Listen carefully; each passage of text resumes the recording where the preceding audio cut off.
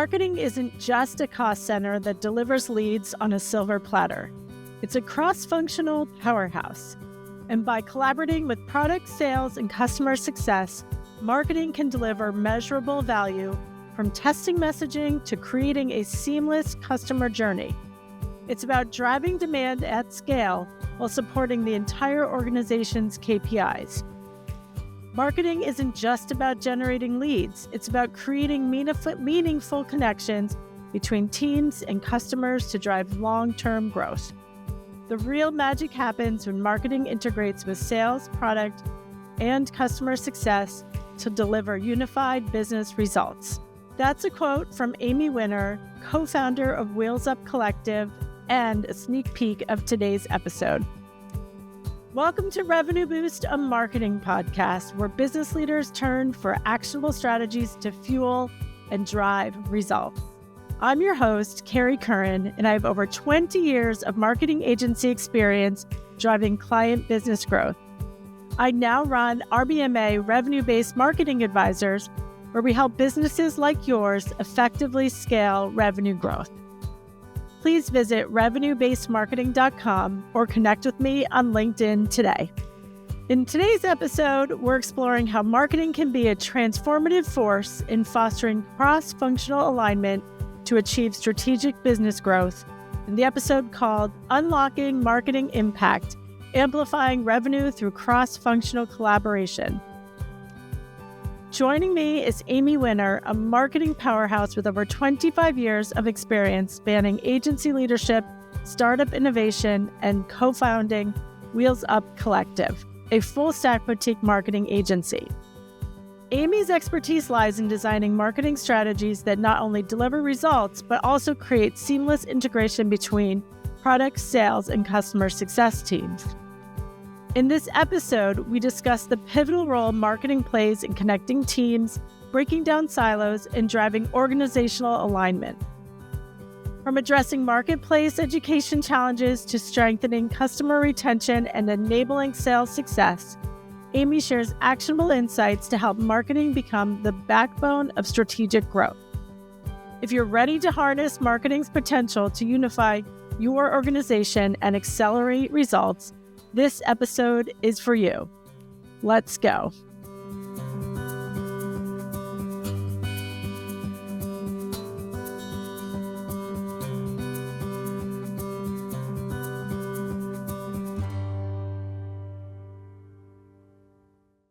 So welcome, Amy. Please introduce yourself and tell us a bit about your background and expertise.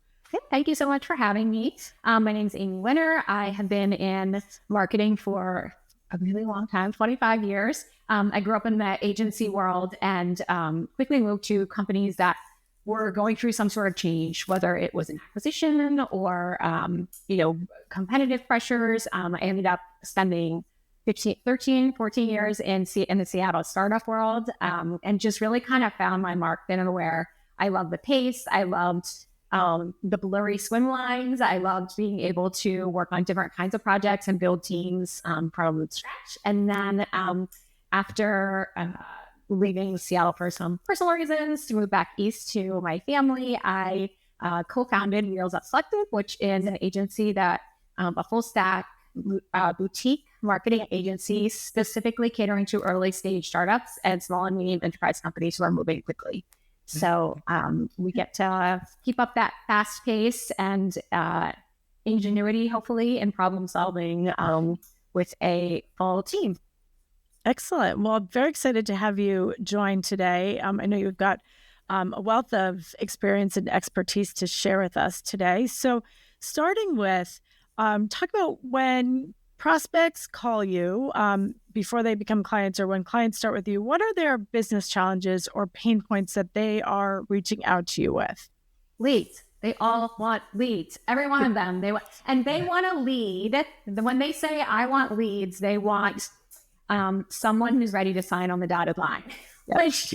Especially for an early stage startup that maybe is solving a problem that the market doesn't realize is solvable, or they're solving it in a new way. Like that's a leap to go from, I didn't know we could solve this, to, hey, take my money. So, we are frequently brought in to solve that problem. And one of the things that the kind of pitfalls that we find to that is that it's very binary. Did it work? Yes or no? And so we try to do some expectation setting and just some collaboration setting for how can we tackle this ultimate goal of driving revenue through a marketing growth program that isn't going to be a silver bullet. Like if there was a silver bullet, it would be easy, everybody. So I think everybody can agree that driving demand is hard. Driving quality demand is hard. No, and you're so spot on. And I like the example you gave of, there might be a huge marketplace education element that's required, right? Before they even know that, even that your brand exists, but that there's a solution for your client's audience, a solution that your client can provide to them. So I get it. Like I definitely hear that as well, is that, we just need revenue now. And it's like, well, wait, they need to know more about you. So talk about kind of what your process and how do you convince them that, one, yes, we can do this, but these are all the, initiatives and kind of efforts it's going to take to get there. So we really try and paint leads as part of a bigger initiative, a cross-functional initiative where marketing, we're not just a cost center that sits in a closet and spends money and delivers leads on a silver platter. And I think that when I grew up in marketing, there was no attribution. There was no way to track it. You put up a billboard and hoped that it worked. And, we're not in that world anymore. And I think that a lot of leadership still maybe sees marketing that way. And so really having some collaborative discussions around how we can look at the early indicators of a marketing initiative, marketing tactics and marketing initiatives to see if it's working or not. The way before we get to that, take my money, here's my signed contract. And also I think that marketing has a tremendous amount of value that we can add cross-functionally that maybe people don't think about. We can do a tremendous amount of, testing, messaging testing and user testing. We have access to prospects and customers, and the development team loves that. CS loves that. An early stage founder loves that. So, really figuring out what the other departments in the organization care about and seeing where there's an easy twofer, we're going to run this marketing program and it's also going to help you with this KPI that you're keeping a close eye on. I think that that's a really good way to, I don't mean this in a cynical way, but, to sort of, harden the marketing investment. It becomes a much bigger investment than just leads. And I think that it's much easier to quantify the ROI that way and to show it's a good investment. Yeah, right. Because there's so many more things that come into play with marketing, and to your point of customer examples, case studies, like what else is there? What other, what has worked well from a storytelling perspective to get that out of the kind of internal dialogue and make that part of the story. I loved you had given an example of, or just kind of framed it up as taking a top down and bottoms up approach with your communication. So talk about kind of how you approach that. Yeah. So we, again, it's never a silver bullet, right? And so you kind of have to do a little bit of everything without spreading yourself so thinly that you're not getting anything. So we like to think about things from a top down and bottom up, which the top down is that awareness. How can we go out and build demand? How can we make sure that when somebody does come across an ad or does come across a salesperson at an event or, a referral or whatever, I've heard of them, I maybe have a vague notion of what they do, or, hey, I know there's this problem and I'd love to be able to solve it. But then that bottoms up approach is if there are leaky or sticky spots in your funnel, it doesn't matter how much demand you're pouring in at the top. It's a waste of time. So we really like to pretty quickly do an audit of the sales process of your sellers. Do they hear the same objection over and over? Where are deals getting stuck? Where are deals falling out of the funnel? And how can we lubricate that funnel and plug the holes so that, that conversion rate at the bottom of the funnel is so important, right? Like if that's a single digit conversion rate, you're screwed. So, really thinking about how do we make sure that quickly the bottom of the funnel is moving as efficiently as possible. And a lot of times that helps inform the top of the funnel, because if they're hearing the same objections or you're coming up against the same competitors, like you should be proactively seeding that messaging at the very beginning. So it does kind of, they inform each other, but, I don't think you can just do one of those two right out of the gates. Yeah. And I love that example and that framework because you're so right. The communication between sales and marketing is really going to be what makes it successful. And I love that, finding out what are the pain points or the objections that the sales team is hearing.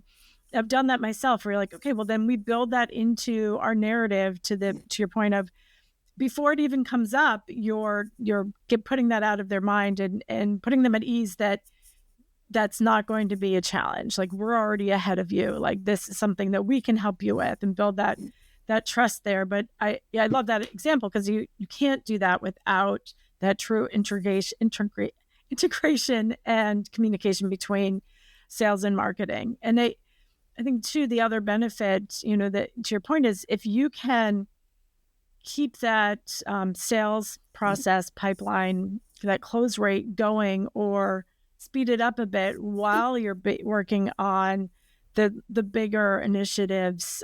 That's always that always helps the business case as well. Quickly. Quickly. Yeah. So absolutely. I know I had a conversation with a B2B services company, and they're like, "Well, how long is this going to take? How long is this marketing going to take?" And I'm like, "Well, listen, to your point, like first we're going to do the short term, the near term things, and get that moving quickly while we build the larger, so the longer term initiatives, so that you're building it up for the future." So it's to your point that you definitely need that communication. And then, so how do you then kind of go forward of setting that expectations and kind of demonstrating and getting the buy-in from the different departments? I think that's good. That's such a big, from what we talked about, a benefit that you bring your clients of engaging all of the other departments. So how do you go about that? Yeah. So I think it depends a lot on like what, we start every conversation with every discovery conversation with a CEO or with, a functional leader of like, what's keeping you up at night? Like, sure, yes, it's leads, everybody's leads, but like let's dig into that a little bit. Is it that, like your TAM, your total addressable market isn't big enough and we need to figure out how to, appeal to a larger audience? Is it that, gosh, you've got this competitor that's, better, faster, cheaper? Is it that I don't have sales capacity? Like we can't close the deals that we have, and in sales, those are really easy problems to help solve. But if you can start building relationships cross-functionally with other leaders within the organization and finding out from them, like, okay, what keeps you up? Products. What keeps you up at night? Well, for us, a lot of times our clients are early stage. Many early stage tech companies started because a founder had a great idea for a better way to do it using technology, not necessarily because they had a long line of customers ready to buy it, right? And at some point, they need to make that transition from we're building things that we think are cool or that we think we can build to we're building things that we know customers will pay for and will pay a premium for. So marketing, finding out like where along that continuum the client is, marketing can really help with that, vetting, pricing, vetting, packaging, vetting, or helping to figure out what pricing and packaging is. Figuring out what are the features that, we should have an actual launch for, and what are the features that should just kind of like roll in without, a lot of fanfare.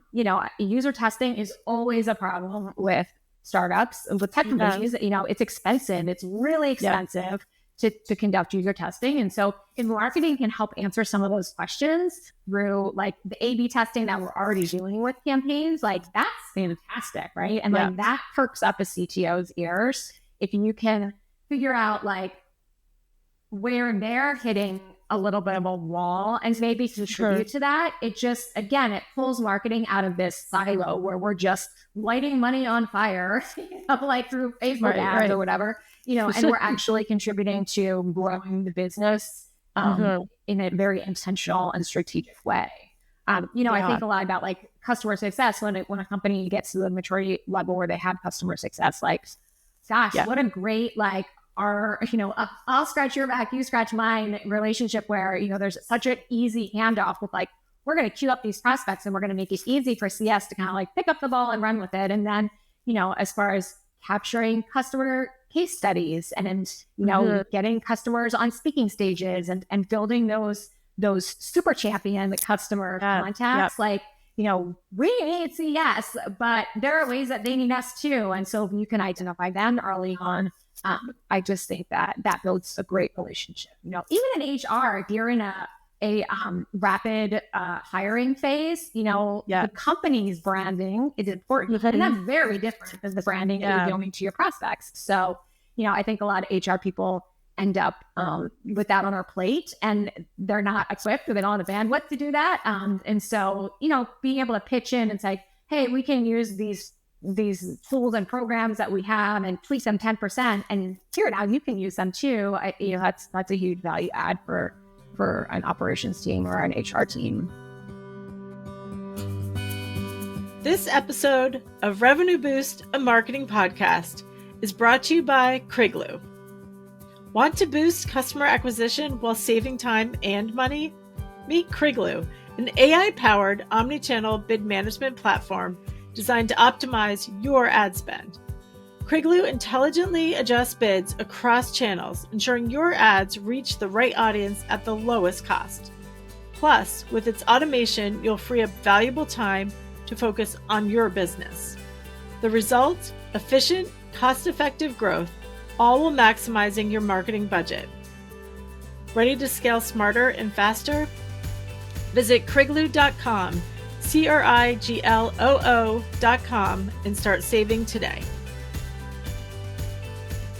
Yeah, no, I love all of those examples. And I think to your point, HR and marketing don't always think of that as such an important aspect of recruiting or like even writing the job descriptions and making sure that, as how you're describing the company and going to market from that perspective, going after, trying to recruit to make sure the messaging is aligned and really promoting that. So I love that example. I love that. Like job descriptions. What a great example of like, please give them to your marketing people to like put a little spin on it. Yeah. You're selling the company. You are selling the company to prospects. Like make it sound exciting. Be inspiring. I know. Right. And I think that's right. It's the persuasive storytelling and narrative that marketing can bring to it. But going back to one of the other examples that I loved that you shared was the integration with product, and whether it's you're getting A/B testing through your marketing and messaging. But talk a bit. Can you go a bit deeper about kind of the importance of that integration and helping the product team get out of the product first mindset, I believe you called it, and getting more audience focused?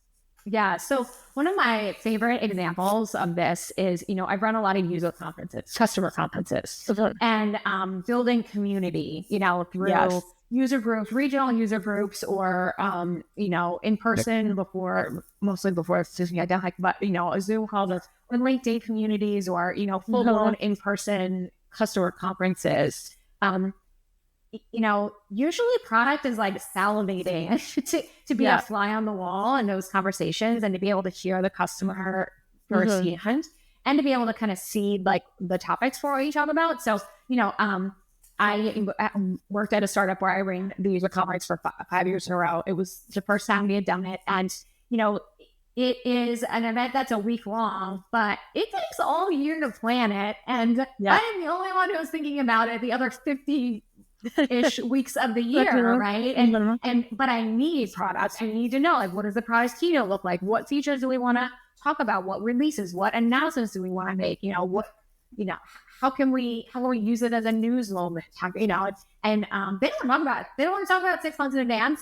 They don't want to practice their keynote. They don't want feedback, because it's not the house that's on fire for them, right? Right. So really, again, going back to like the KPIs of like, what makes the product organization successful, and then figuring out, okay, well, what programs can we run at the user conference, at the customer conference that can help that? Like that we've done, user testing booths, or we schedule people to come in for like 5-minute little mini focus groups. We, did a lot of when we were developing content with customers, we brought product in so that maybe, product was able to give them a sneak peek of new features, and we could kind of use that as a way to tease, an announcement or whatever. And I think too, a lot of engineers are not super extroverted, and they don't want to. They're not as comfortable being in a user conference environment, or they're going to so like, how can you make it comfortable and productive for them? And I think it's a little bit of a different experience for an engineer to go to a big event like that than a salesperson. I think, if you have to be cognizant of that and set them up for success by creating an agenda for them for the week that is useful. But giving them the opportunity to talk with the customer that is just as passionate about the product and how it's improved their life as the engineer is who's developing that or adding features. And so I can see a lot of a very valuable feedback loop in that experience as well. The other thing you made me think about in your answer was creating events for customers or communities. As we're seeing for B2B growth, so much of I'm seeing a shift in strategy of like just going ABM, sales and marketing outreach, to go to market GTM that's really includes customer success and customer service, and adds in the KPI of retention and net revenue renewal. And so like, how are your existing clients paying you more each year, and what the strategy goes into that. And to me, I loved, speaking of user conferences, that was a big theme I got out of Inbound, the HubSpot conference.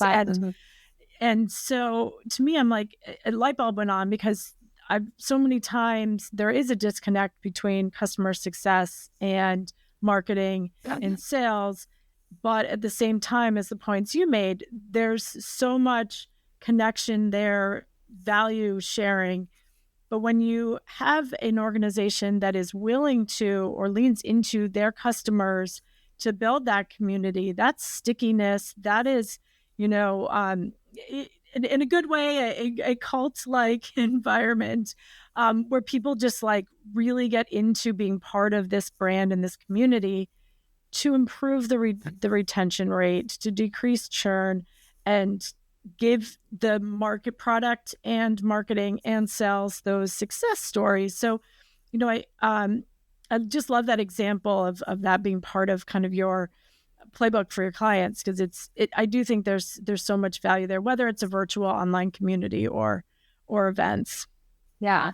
I think that like, what an amazing point. Like, how much time is spent renewing customers and saving deals, and squeaking out expansion. It's a little too late. Renewals. Right? Always. And I think like that, I'm going to say that's marketing's fault. I'm going to go out on a ledge and say that's marketing's fault, because first of all, a seller is going to sell what they have, whatever they can sell. Yeah. And it's marketing's job to deliver on target prospects. Because if you're delivering mediocre prospects, that sets up, the sellers are going to sell it. They're going to sell what they have to do. Yeah. They're going to annoy product because they're going to promise all sorts of stuff, they're going to annoy CS because they have to, perform all these heroics. They're going to have, a trial or some sort of you're going to spin up some sort of elaborate bake-off, which, takes a lot of time. And so I think that it really is up to marketing to say, hey, we need to be a little bit pickier with our demand, the demand that we're building, so that you really are delivering the right demand that isn't going to churn, because they are very much in a sweet spot. And, when you talk about go-to-market planning, being really rigorous about your ideal customer profiles, and, the use cases that you have, and not being starry-eyed and optimistic about the use cases that you have. I think that, marketing's job is to drive demand at scale. Yeah. Fine. If there are fringe cases, like sellers, you go hunt them down, right? And you can vet them out. But marketing's job is still to deliver demand at scale. And so go after the easy stuff. Go after the stuff that is a slam dunk, and deliver those prospects on a silver platter. Because they're going to be easier for your sellers to close, and they're going to be faster deal cycles, and they're going to be easier for CS to retain and, to manage all year long. Yeah, definitely. I think it's a really great point. And all of the examples you gave really demonstrate how the marketing can kind of be the backbone to the company, bringing those elements together. But it comes down to the business strategy, who you are as a company, and how that messaging is going out internally and externally. That's going to continue that kind of demand gen to deliver those better leads. So many great examples here today, Amy. Any other last tips or examples you want to make sure you share today? Yeah, my latest soapbox is empathy. I think that especially coming off of the election cycle, people are jaded. They're tired.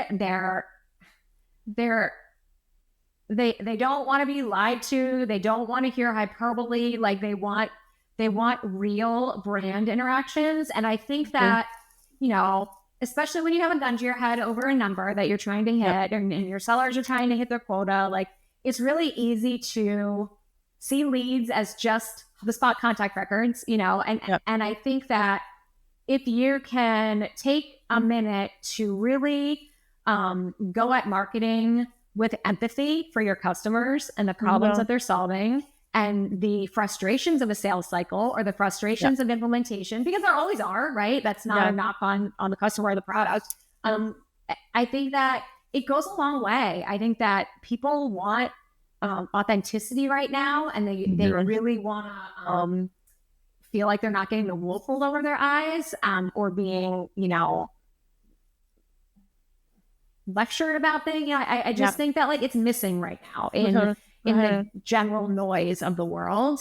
And I think it makes me sad that I think the election cycle this year really only made that worse. It kind of made a lot of that acceptable. And I think as marketers, there's a great opportunity for us to humanize our brands and remember the individual people who we're helping. That's my soapbox. I love that. That's your soapbox. Well said. And I think it's very smart, and definitely something that all brands should be thinking about. So I love that advice. Well, thank you so much, Amy. Really appreciate having you here today. And real quick, just let people know, how do they find you and Wheels Up? Yep. So we are Wheels Up Collective, which is at wheelsupcollective.com.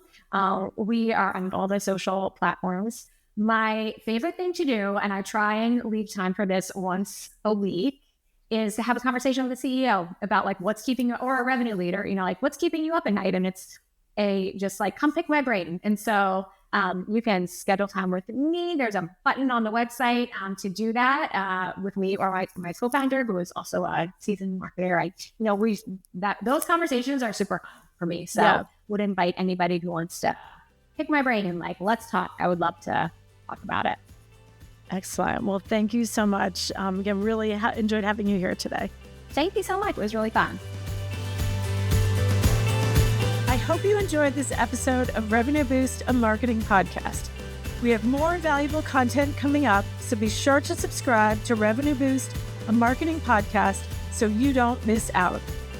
To connect with me, Carrie Curran, to learn how you can boost your revenue and to listen to past episodes, visit revenuebasedmarketing.com.